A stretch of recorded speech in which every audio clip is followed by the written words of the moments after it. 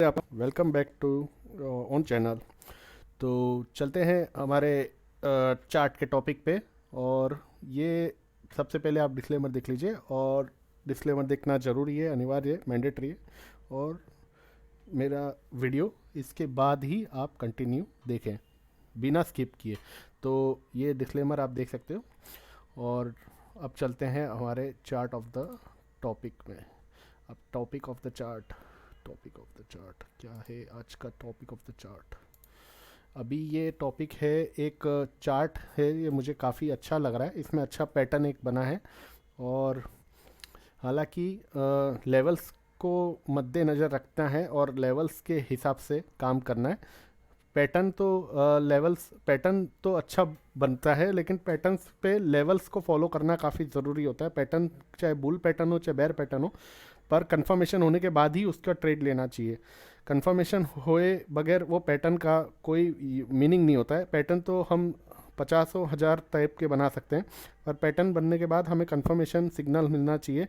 हो सकता है वो फॉल्स ब्रेकआउट ब्रेकडाउन हो या पैटर्न फॉल्स हो, तो कंफर्मेशन लेवल्स के ऊपर ही होता है। और लेवल्स का सबसे ज़्यादा ज़रूरी हमें ब्रेकडाउन या ब्रेकआउट या ब्रेकअप के लिए लेवल्स को फॉलो करना काफ़ी ज़रूरी होता है। तो लेवल्स की महत्वाकांक्षा काफ़ी ज़्यादा है मार्केट में। कई लोग बिना सोचे समझे, बिना देखे कोई भी लेवल पे कैसे भी ट्रेड ले लेते हैं, सोच के कि हम इसमें अच्छे से प्रॉफिट करेंगे और अच्छा मतलब गारंटेड प्रॉफिट आएगा। पर उसमें होता क्या है कि वो एक शिकार हो जाते हैं, और वहाँ से जहाँ से हम बाय करते हैं वहीं से वो स्टॉक गिरने लग जाता है। और हमने ना तो स्टडी की होती है, ना उसका कोई एनालिसिस किया होता है, ना किसी फंडामेंटल या टेक्निकल एडवाइज़र से सलाह ली होती है, ना कुछ देखा होता है उसका ऊपर नीचे आगे पीछे कुछ समझे बिना बस किसी ने कोई टिप्स डाल दिया या कुछ कर दिया तो उसके ऊपर बाय या सेल कर लेते हैं। तो सबसे पहले जल्दीबाजी नहीं करनी चाहिए, और पैटर्न को समझना चाहिए, स्टडी करनी चाहिए चार्ट्स को आपको, और अपना एनालिसिस करके और फिर कंफर्मेशन होने के बाद लेना चाहिए। भले आपका वो स्टॉक ही क्यों ना मिस आउट हो जाए, पर आपका पैसा एक बार के लिए बच जाएगा। अगर जाना होगा और आपका पैसा बचता है तो आपको थोड़ी मेहनत करने में कोई प्रॉब्लम नहीं होती है। तो चलते हैं एक महत्वपूर्ण चार्ट पे। तो ये मुझे टाटा स्टील में काफ़ी अच्छा पैटर्न लग रहा है। और टाटा स्टील में मुझे लगभग, आप ये मंथली चार्ट देख रहा हूँ मैं, इसमें एक ये जेड पैटर्न बना था। इसको आप बोल सकते हैं ये एक जेड पैटर्न इस टाइप से बना था, आप देख सकते हो। ये मैंने ड्रॉ किया है। ये एक हुआ, फिर इसका ये हुआ, और फिर ये जेड पैटर्न हुआ, उसका ब्रेकआउट हुआ 700 साढ़े सात सौ के ऊपर ब्रेकआउट हुआ। उसके बाद आप देख सकते हो रैली कहाँ तक पहुँच गई। तो पैटर्न का कंफर्मेशन हमें यहाँ मिल गया, इस कैंडल पे। पैटर्न का कंफर्मेशन हमें इस कैंडल पे मिल गया। इसने ब्रेकआउट देके इस लाइन के ऊपर क्लोज कर दिया, कंफर्मेशन हो गया। उसके बाद हमें इस कैंडल ने इसको टच नहीं किया, और इसका एक बुलिश मारूबुतु के साथ कंफर्मेशन के साथ ये अपवर्ड जर्नी स्टार्ट कर दिया। तो 750 से 1500 लगभग डबल हो गया, आप देख सकते हो। तो डबल हो गया, तो ये एक पैटर्न है। तो मंथली में तो काफ़ी अच्छा सिग्नल, मतलब काफ़ी अच्छा पैटर्न ये बना था, और ये ब्रेकआउट हो चुका था ऑलरेडी। पर अभी इसमें मंथली में क्या दिख रहा है, तो मंथली में एक दिख रहा है कि ये लास्ट मंथ इसने एक डोज स्पिनिंग टॉप कैंडल बनाई है, जिसमें बॉडी इसकी है नहीं। तो प्रॉपर स्पिनिंग टॉप ये है नहीं, पर इसको एक इंडिसिसिव कैंडल बोल सकते हैं कि जिसमें बुल्स और बेयर दोनों अपनी तरफ ले जाने में असमर्थ रहे, और ये बीच में बंद हो गया, हाई और लो के बीच में। और ये अब जो सितंबर मंथ चल रहा है, इसमें एक ये छोटा सा हैमर अभी बना है। अभी तो 3 दिन ही हुए हैं, तो अभी तो चालू है रनिंग मंथ। तो अभी इसमें कोई पैटर्न हम समझ नहीं सकते, क्योंकि 3 दिन में मंथली चार्ट पे कोई पैटर्न समझ में आ नहीं सकता। तो हम इस पर वीकली चार्ट में देखते हैं क्या पैटर्न बन रहा है। वीकली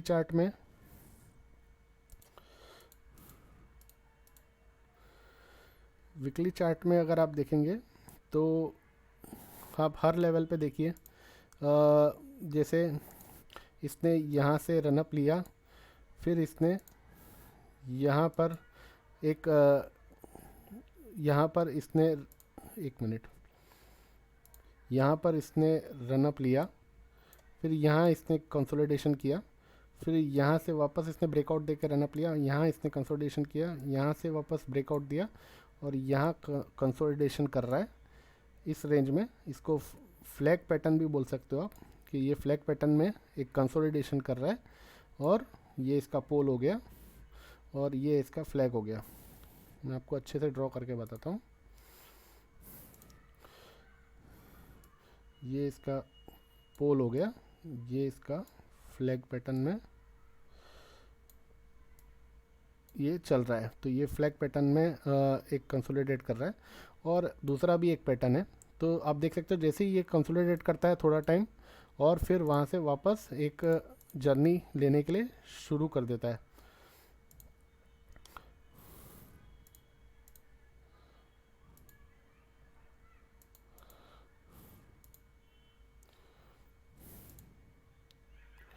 देख सकते हो, ये देखिए कंसोलिडेशन कर रहा है। जैसे ही इस लाइन को ब्रेक करेगा तो ये ऊपर की तरफ भागेगा। अब इसमें सबसे महत्वपूर्ण पैटर्न एक और है। महत्वपूर्ण पैटर्न ये है कि इसमें आप ये देख सकते हो एक एन शेप का बन रहा है। जैसे मैंने उसमें जेड शेप बताया, इसमें एक एन शेप बन रहा है। इसने ये बनाया, और अब यहाँ से ये वापस ऐसे ऊपर की तरफ जा रहा है, और इसका ब्रेकआउट है ये। तो ये एक एन शेप में ये बन रहा है, और इसका ब्रेकआउट होगा हमारा लगभग, ब्रेकआउट होगा लगभग इसका हमारा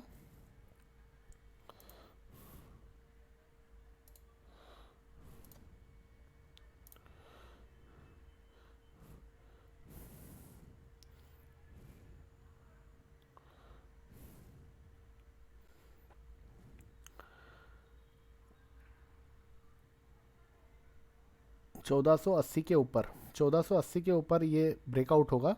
और 1480 के ऊपर जैसे ये ब्रेकआउट होता है तो हमें ये एन शेप का जो पैटर्न का टारगेट है वो हमें मिलेगा। 1480 के ऊपर ये ब्रेकआउट होता है तो इसमें हमें टारगेट्स मिलेगा लगभग, इसका हाई अगर मैं देखूं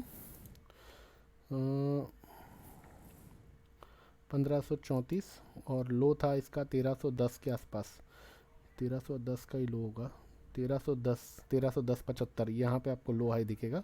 ये हाई है इसका 1534, ये लो है इसका लगभग 1310, और इसका लो कितना है 1280।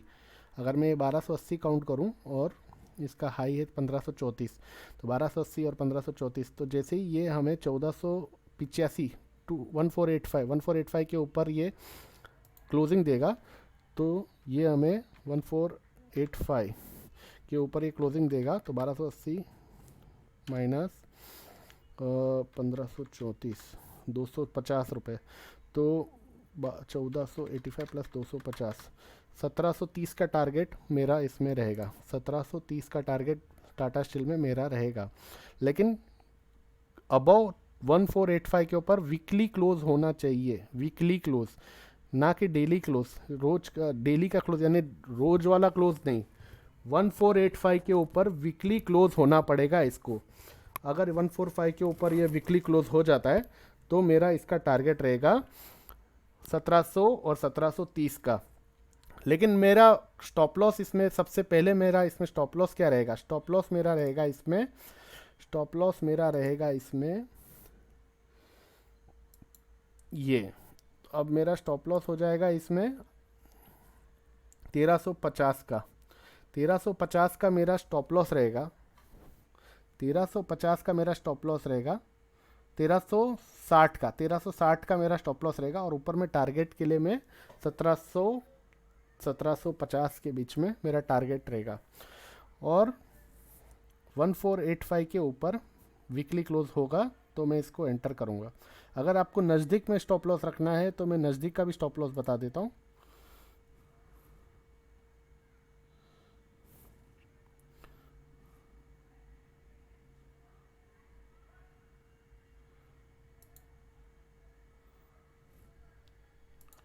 अगर इससे नज़दीक अगर मैं कोई स्टॉप लॉस रखूं तो फिर मेरा स्टॉप लॉस होगा लगभग 1398 का। 1398 का वीकली क्लोजिंग अगर हो जाता है 1398 के नीचे, तो मेरा ये स्टॉप लॉस मैं वहाँ पर भी रख सकता हूँ। 1398 का मैं अपना स्टॉप लॉस रख सकता हूँ। और अगर दूसरा सेफ स्टॉप लॉस चाहिए तो 1350-60 का मैं वीकली क्लोजिंग में स्टॉप लॉस रख सकता हूँ। वीकली क्लोज होना चाहिए, ना कि डेली क्लोज। और वीकली क्लोज होना चाहिए 1485 के ऊपर, तो ही 1700-1750 के बीच में ये टारगेट बैठ सकता है। और एक इसमें पैटर्न बन रहा है जो मैं डेली में बताता हूँ, डेली चार्ट्स में।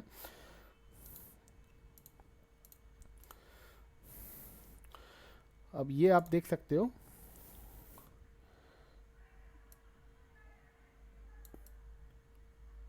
ये एक डायमंड पैटर्न बना है।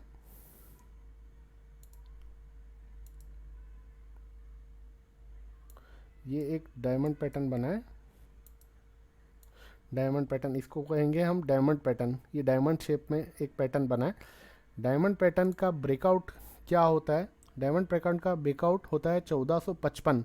अगर 1455 के ऊपर 2 दिन क्लोज होता है, 2 दिन, तो ये इंट्राडे के लिए मैं बता रहा हूँ। अगर 2 दिन, ये डेली बेसिस पे बता रहा हूँ, 1455 के ऊपर अगर ये 2 दिन क्लोज होता है टाटा स्टील, तो हमारा टारगेट होगा इन डेट केस, इसका हाई है 1534 और लो है 1310। तो मैं इसको कैलकुलेट कर लेता हूँ।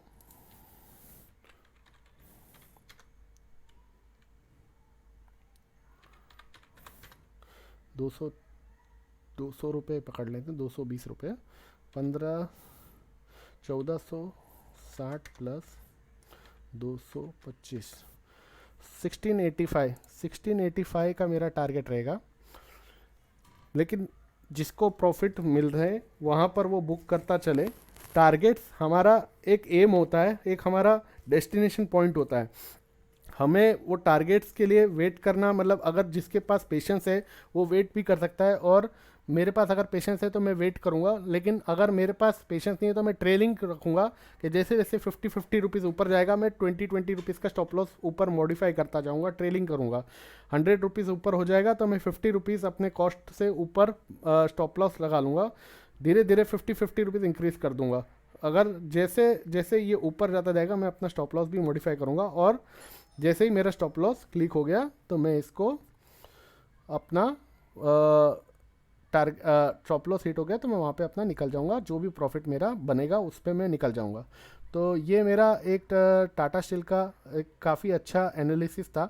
एक में मैंने आपको वीकली में बताया एन शेप बन रहा है, और एन शेप का ब्रेकआउट 1485 के ऊपर वीकली क्लोज चाहिए, तो उसका टारगेट 1700 से 1750 के बीच में होगा। स्टॉप लॉस 1398 वीकली क्लोजिंग पे, और डेली बेसिस पे 1455-60 के ऊपर, 1455-1460 के ऊपर ब्रेकआउट होगा। 2 क्लोज लगातार, 2 क्लोज होनी चाहिए 1460 के ऊपर, तो टारगेट 1680 से 1690 तक होगा। और स्टॉप लॉस रहेगा, इन डेट के स्टॉप लॉस रहेगा डेली में, स्टॉप लॉस होगा 1385 का। इसमें भी स्टॉप लॉस 1385 का होगा। 1385 का स्टॉप लॉस आपको रखना पड़ेगा। 1385 के नीचे अगर क्लोज हो जाता है, सिंगल क्लोज भी हो जाता है, तो स्टॉप लॉस में रख के और निकलना पड़ेगा। तो 1385 का स्टॉप लॉस होगा। ऊपर में 1680 का टारगेट्स होगा, और जैसे जैसे ऊपर जाता जाएगा स्टॉप लॉस ऊपर ट्रेलिंग करते रहिए। फिर 1385 से कॉस्ट पे ले आइए। अगर ये 1550 हो जाता है, 1550 से ऊपर और 1600 हो जाता है, तो 1500 का स्टॉप लॉस कर लीजिए। जैसे जैसे ये भाग ऊपर जाएगा तो आप इसको अपना स्टॉप लॉस मॉडिफाई करते रहिए। तो उम्मीद है दोस्तों आपको पसंद आया होगा ये जानकारी, और कोई एनालिसिस रहता है तो मैं आपके सामने चार्ट्स का बता दूंगा। और वीडियो को लाइक शेयर सब्सक्राइब जरूर करिए, डिस्क्लेमर जरूर पढ़ लीजिएगा। ये मेरा अपना एनालिसिस है, आपसे विनती है अपना एनालिसिस और अपना फाइनेंशियल एडवाइज़र से पूछ करके ही आगे इसमें पोजीशन लें। और ये सिर्फ एक एजुकेशन पर्पज़ के लिए मैंने वीडियो बनाया। तो धन्यवाद, और अपना ख्याल रखें। मिलते हैं किसी और जानकारी के साथ अगले वीडियो में। Thank you, thanks for watching. Like share subscribe जरूर करिएगा प्लीज़।